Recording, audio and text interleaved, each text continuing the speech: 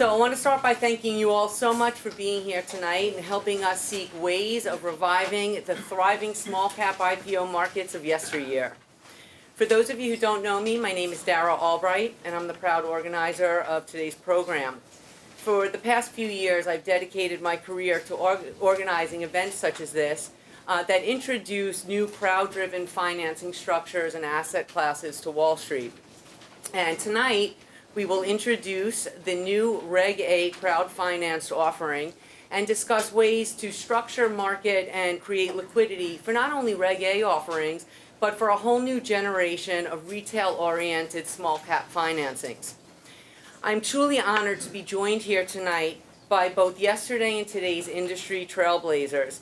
In addition to an incredible lineup of speakers, who I will introduce momentarily, I want to acknowledge also some of the icons in this room who decades ago helped turn an obscure small cap marketplace that we all know as NASDAQ into the crown jewel of American capitalism. And the reason why you were able to do this and do this successfully is because you made sure that the people's capital was able to reach the innovation of the day. And it was because of your efforts that companies like Intel, Microsoft, eBay, Apple were all able to access the capital that they needed to change the world. And also, you enabled all investors, not just the financially privileged, the opportunity to build wealth through stock appreciation. Now, although the rules have now changed, the mission remains the same. Today's industry pioneers are proudly following in your footsteps, trying to ensure that the investing public is able to access similar types of growth opportunities. So a couple of weeks ago, I put together, I know it's really small. You can't really read it, but it's basically a slide that I think is really interesting because it shows the direction of the stock markets. And it's really by showing the evolution of how deals are marketed, you could really understand and see the enormous impact that both legislation and technology is making on the markets and has throughout history. So you could also download this at daraalbright.com, and I just wanted to point out just a couple of glaring items on this chart. What it really is telling that we've seen institutions grow more massive over the past 50 years. And to the point where in the 2000s, they've basically monopolized allocations and the markets in general.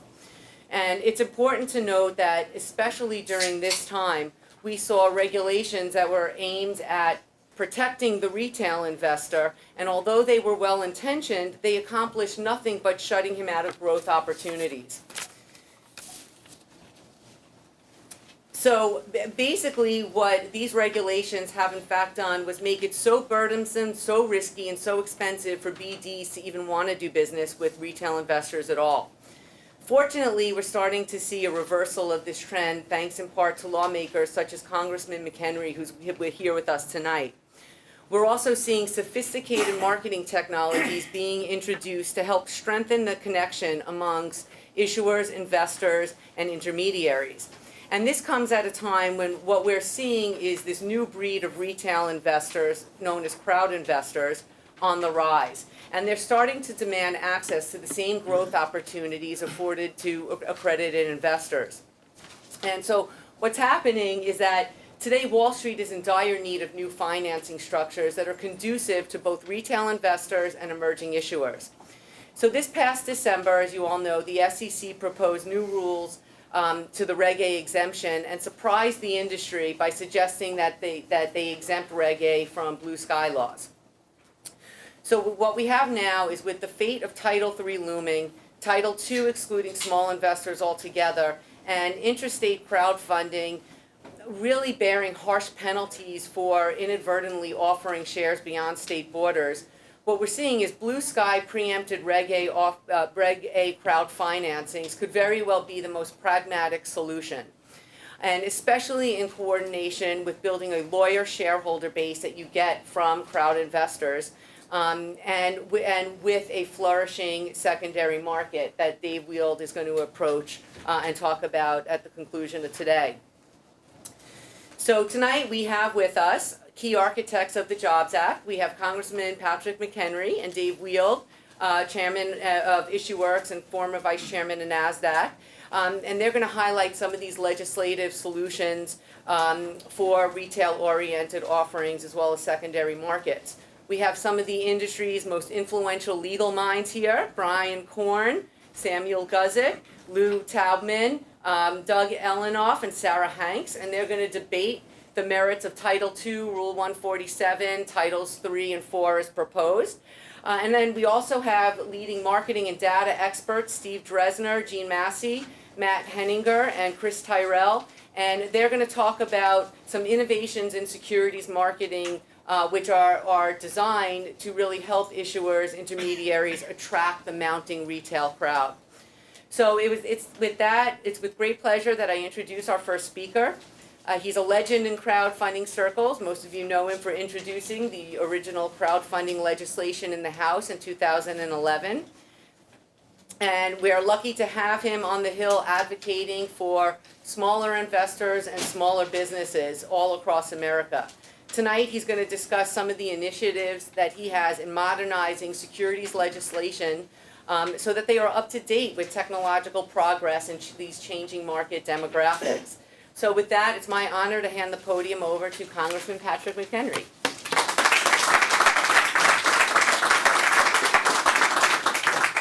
Appreciate it. Thank you. Dara, thanks so much for your leadership and hard work on capital formation issues, and thank you for organizing tonight's event, and thank you all for being here. It's a real pleasure to be with you today, and actually off the campaign trail.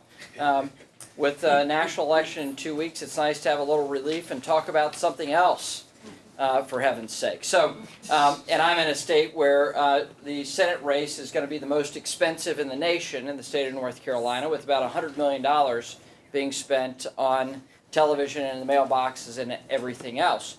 So I am grateful to not be at home watching TV.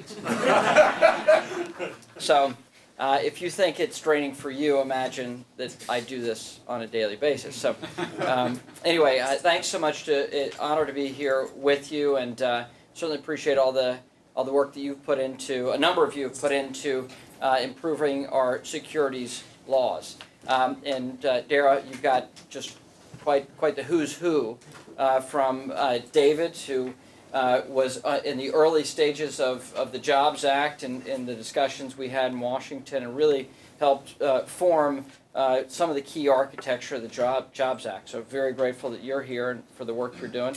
Sarah Hanks with CrowdCheck and all the work that you're doing as well, and trying to move the process forward to make sure we have some credibility in the marketplace. But you know, we've got Doug and Sam as well. So I mean, you're going to hear from really great folks, and I'm glad, I'm honored to be a part of it. But I want to get to your questions. I want to run through a couple things and give you my thoughts on the state of play as they currently exist.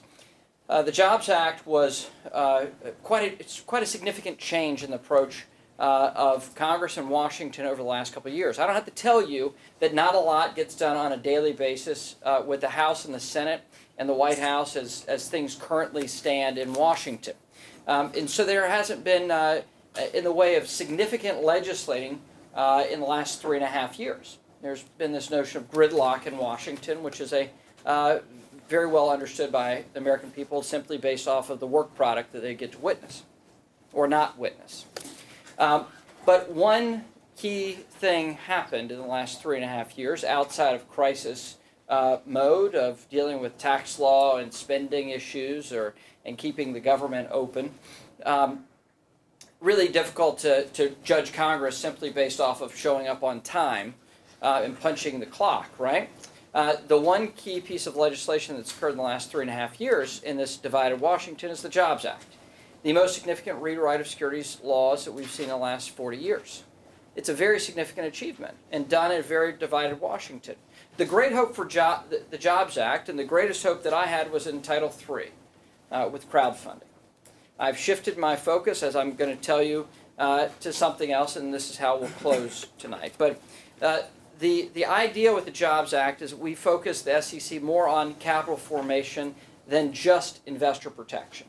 They have two mandates, both investor protection and capital formation. Very important.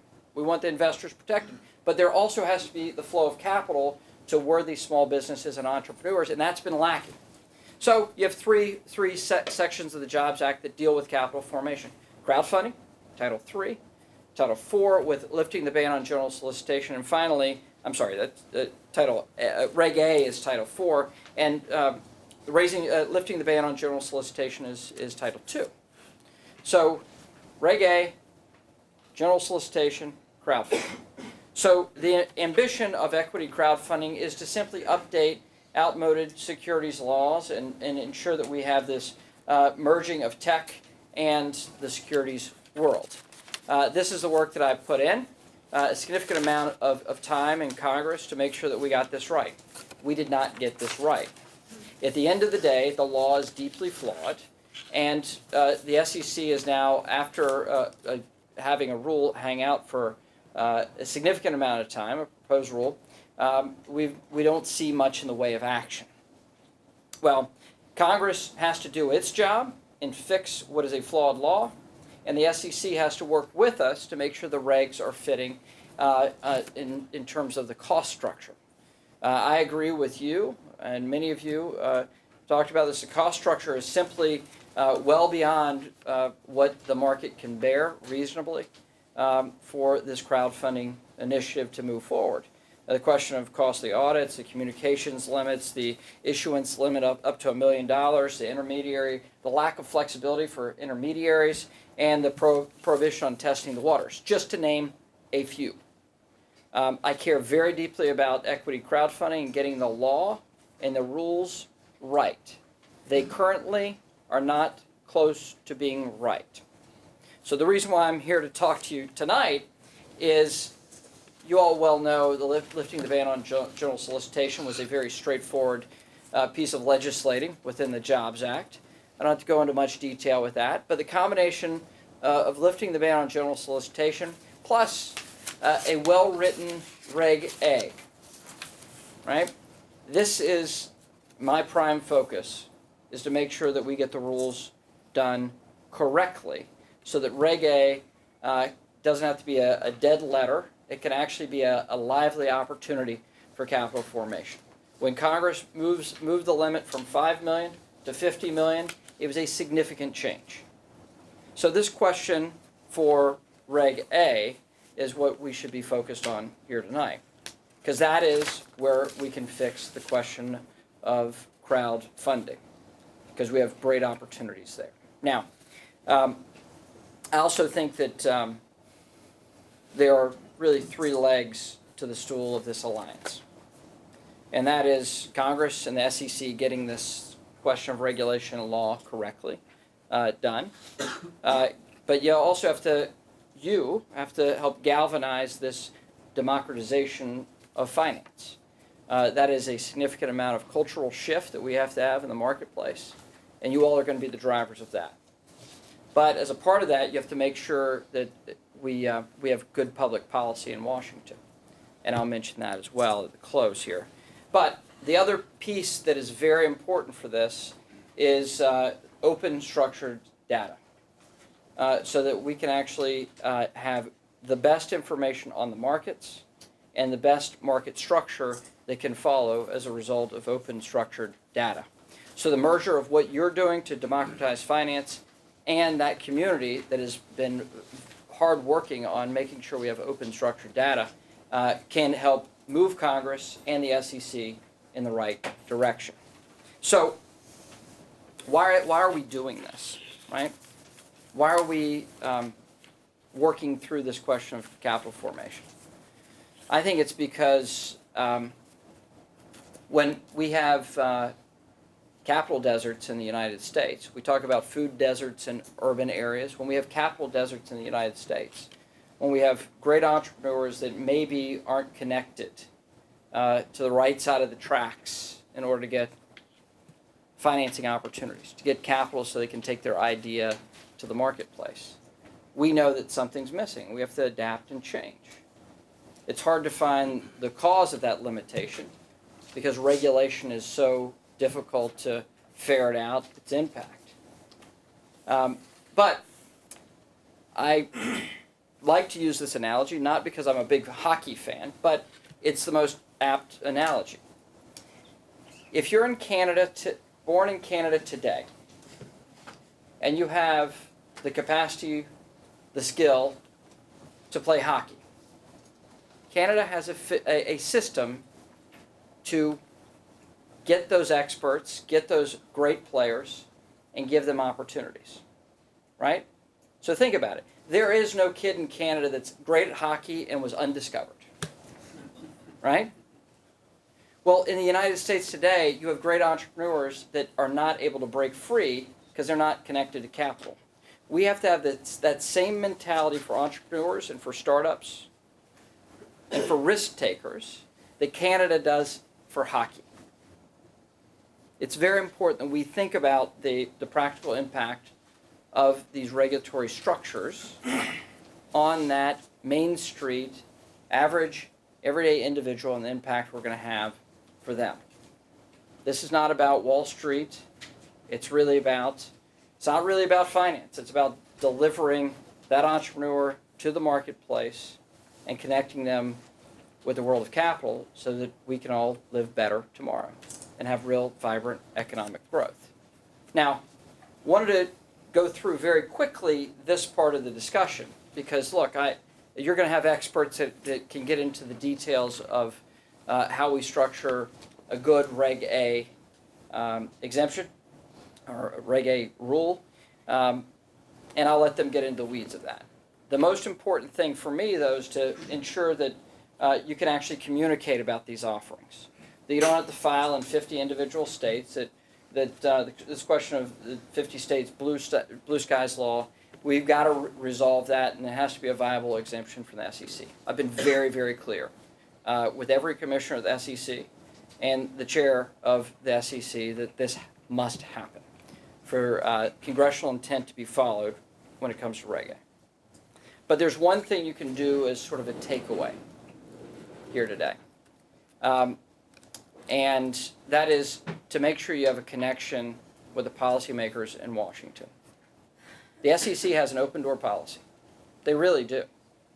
You can go in and try to inform the staff on your unique experience, your ideas, and they will listen. They really will.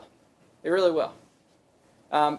But the other part of this process involves Capitol Hill. How many of you all personally know your U.S. representative? Raise your hand. Okay. All right, a few of you. A few of you. Okay. What if you say, I know who my U.S. representative is and I hate him? Right? Okay. All right.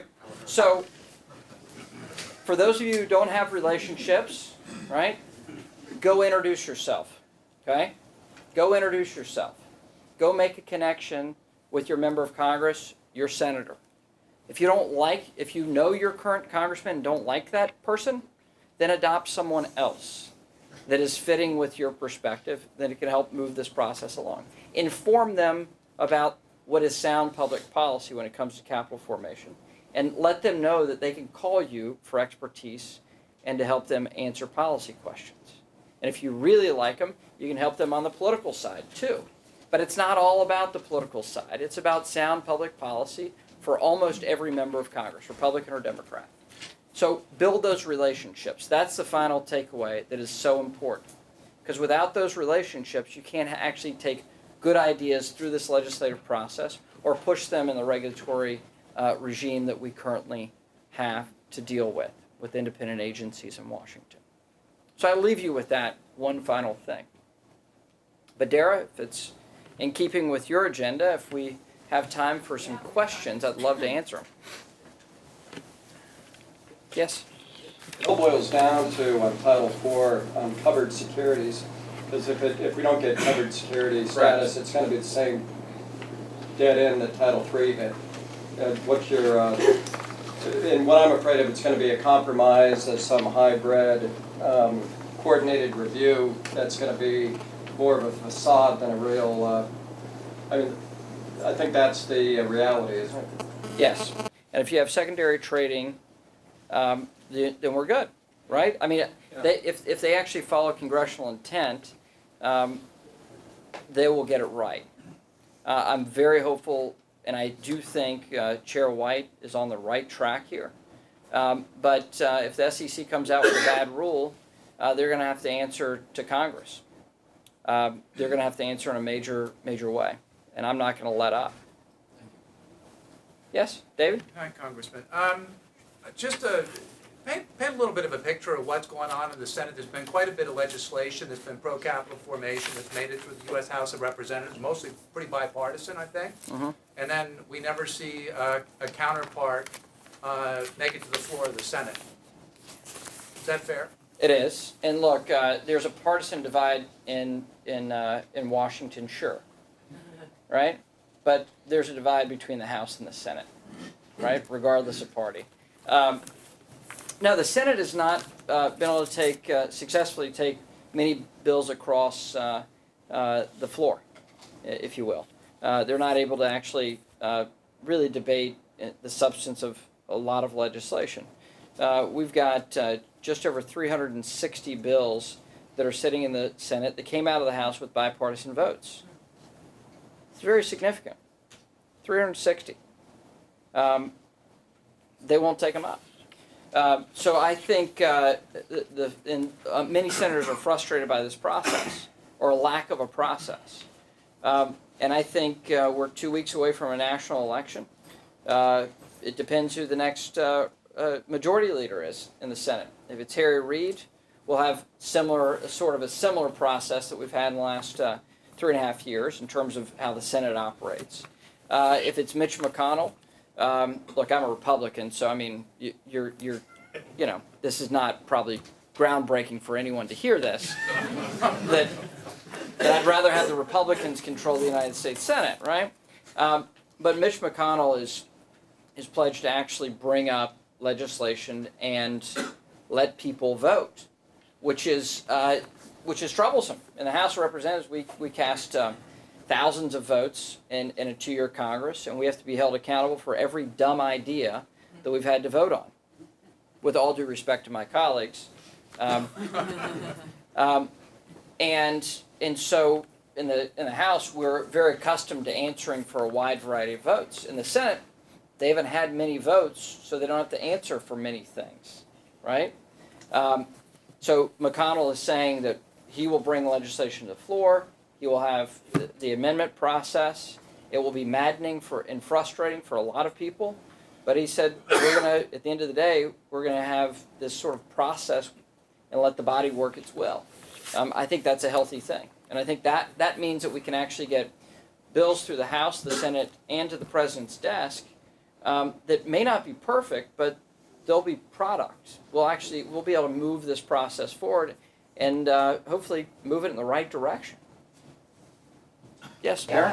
Well, speaking of the imminent election, I mean, how do you think that if there is a changeover, how is that going to affect the Jobs Act, in particular, and even the Jobs Act 2.0 that you've been introducing? Substantially. I think if you look at the Jobs Act, and especially this question of equity crowdfunding that I've been engaged in, I think that will bring more people to the table, right? That you're actually going through a fruitful exercise in the House because the Senate is now operational, right? Now, it's an open question how operational they'll be, but I do think you'll be able to see smaller, maybe not as large as the Jobs Act, but individual pieces of policy move through the House and the Senate to the President. And there's really no partisanship when you come to a question of capital formation. You just have differences of perspective and experience. It's less about ideology. So I do think we'll be able to get some reasonable things through this process and on the President's desk. Really do. Yes, sir. How can the SEC have more power than the Congress? How can they, forgive my ignorance, but how can they hold us up for so long after Congress has implemented the law?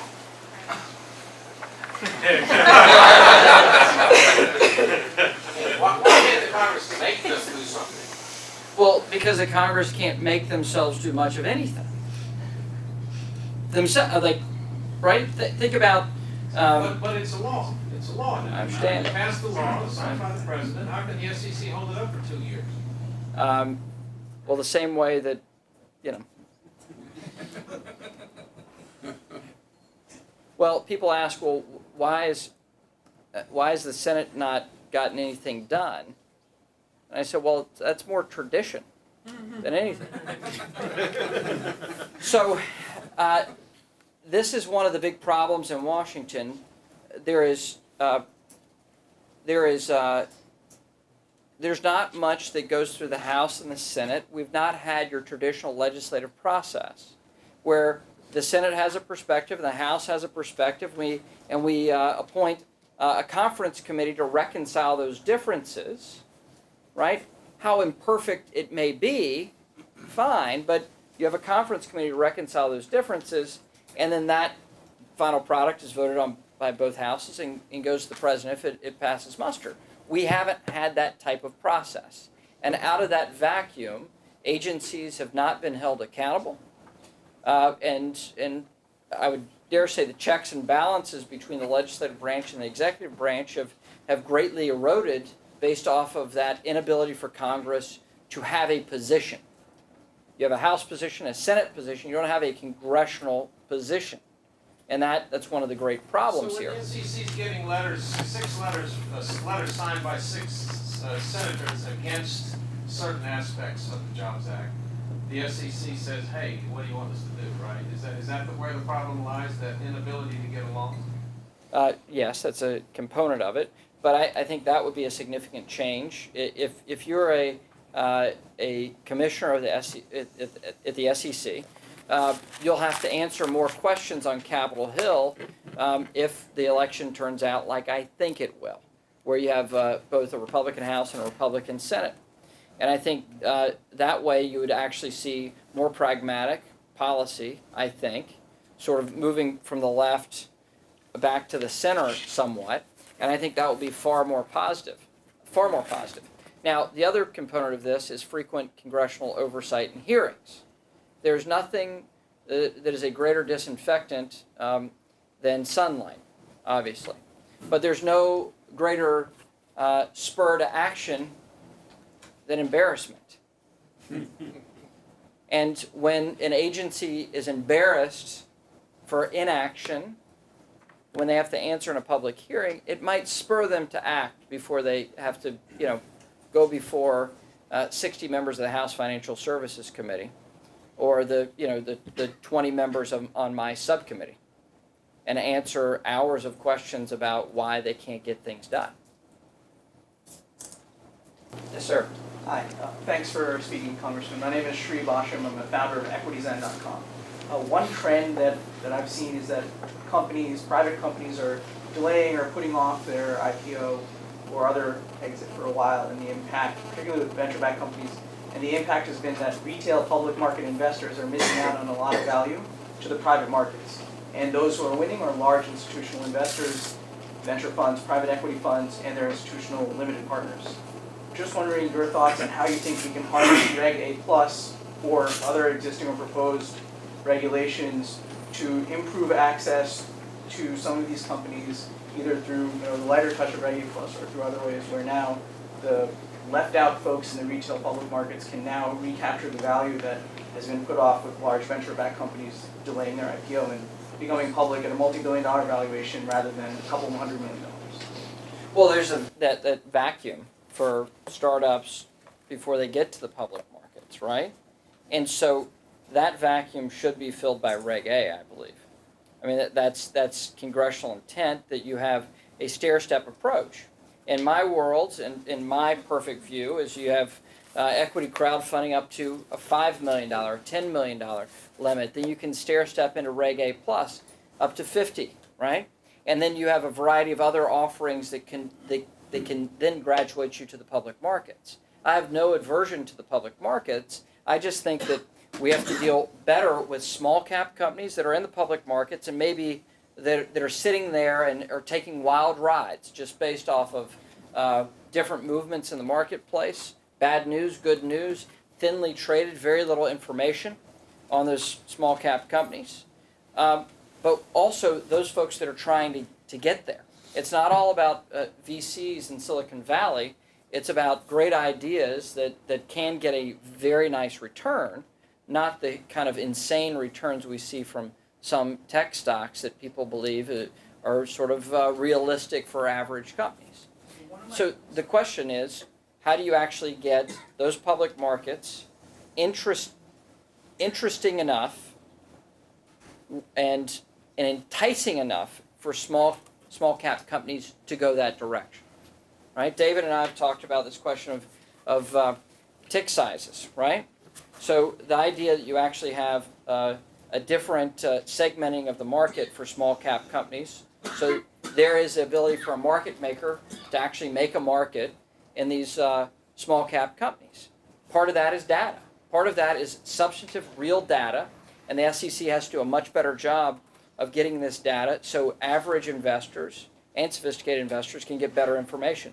The fact is, I can get more information on a fourth option wide receiver in my NFL fantasy league than I can for a $500 million company. That is absolutely insane. And we're supposed to be the leader in capital formation in the world. That is absolutely silly. Actually, what's really silly is the fantasy football league that I'm talking about. Right?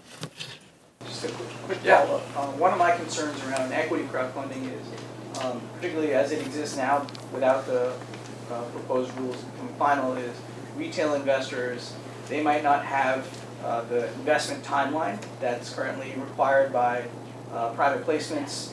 So, and depending on how Reg 8 Plus might go, how do you see a place for secondary markets that might help ease this up to allow retail investors who can't wait 6, 7, 8 years for an IPO to be able to trade out of a position via Reg 8 Plus or otherwise? Well, that's a question of secondary trading, right? And I think that's something that we're going to have to work on in a Jobs Act 2.0. I think there's a lot more work to do. And if the SEC is not willing to do a thorough review of these exemptions and use the authority they currently have, Congress will legislate it. We showed it with the Jobs Act. 100% of the Jobs Act could have been done through a commission-level decision at the SEC. And it should be thoroughly embarrassing for an agency that is robust and renowned as the Securities and Exchange Commission to have Congress, who can do much of nothing on a daily basis, fully rewrite a section, a substantial section of our securities laws. What final question? Yes, ma'am. So you talk about lobbying our congressmen and senators, but there is a body, NASA, who is very influential in this space as it relates to small securities offerings. So how do you think we should balance the discussion with that organization, their influence on all of the states in terms of pushing this bill forward?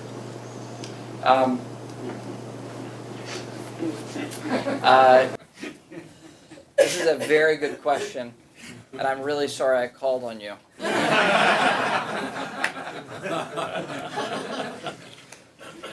The first thing we have to make very clear is that we care about investor protection. I care very deeply. I don't want my constituents ripped off. I don't think anyone in this room wants to rip off their fellow investors or undermine credibility in our markets. NASA has come forward and has a very strong lobbying effort. I believe they have a very good reason why they need to lobby on these issues. Number one, they're very strong regulators, and based on their strong regulation, they are stifling capital formation. Number one. Number two, they have a revenue stream. And I believe that they have a very sincere interest in protecting their strong regulatory regime in order to maintain their revenue. And I believe that that is the reason why they're so actively engaged in this process. So I get it. I'm not unfamiliar with it. It's Washington, after all. There's a lot of lobbying that takes place based around people retaining their power and their income streams. And that is, in fact, what is the case with these state securities regulators. Republican or Democrat, they want to keep their existing power and regime. Things are changing.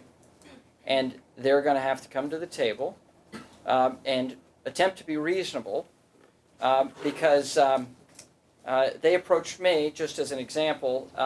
I brought forward the Equity Crowdfunding Act that we passed out of the House of Representatives with just right around 400 votes. Okay? And after we passed it out of the committee without a dissenting vote on the House Financial Services Committee, which means that Barney Frank voted for it, right? The lobbyists for NASA said that they'd like to negotiate. And I said, I mean, I don't know, I'd like not to sound like it's high school or anything, but look at the scoreboard, buddy. Right? You don't come to somebody who had no opposing votes, and they were able to muster about 24 dissenting votes on the House floor on what was my language on the equity crowdfunding regime that would have actually been successful. We would not be having these discussions about the failure of the SEC to implement reasonable rules and complain about the laws as it expresses. So there is a very powerful source called winning, and if you have better relationships than those that are on the opposite side, you have better information, and you're on the side of right and good and just, you'll win. But you also have to have the relationship, because just being right, good, and just and alone doesn't get you anything. So those relationships do matter, and when members of Congress and policymakers know that there's a competing voice here, I think the good guys will win. So, thank you. Thank you all. Are you going to stay for? Okay, I'll walk you out.